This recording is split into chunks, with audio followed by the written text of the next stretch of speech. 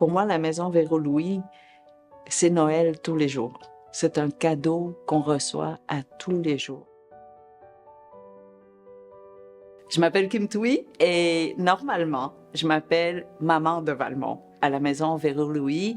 Valmont fait partie de la première cohorte qui participe au programme de jour de la maison. Valmont est très calme.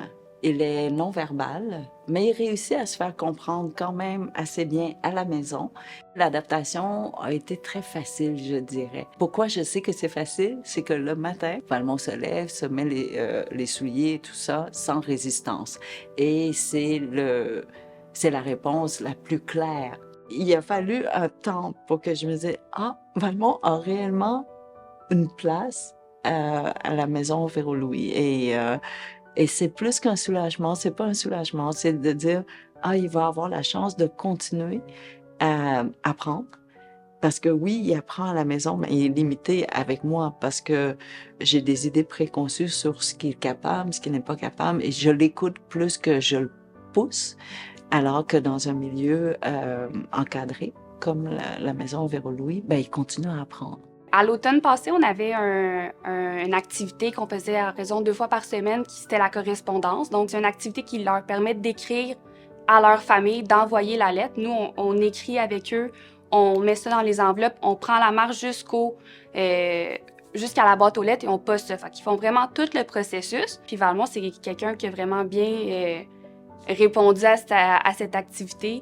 Alors, la première fois d'ouvrir l'enveloppe et que c'était l'écriture de Valmont, on avait l'impression que Valmont nous parlait. Puis on sait, c'est Mégane qui nous a écrit et non pas Valmont, mais c'était de la main de Valmont. Donc c'était extrêmement touchant de voir ça, mais je vous dirais, ce qui m'a touchée encore plus, c'est la patience de la personne qui a accompagné Valmont à écrire et à croire que Valmont pouvait le faire.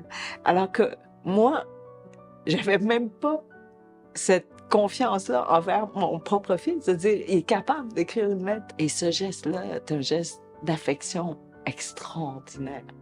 Et on croit toujours connaître nos enfants. Mieux que tout le monde. En fait, moi, je pensais que je connaissais mon fils mieux que tout le monde.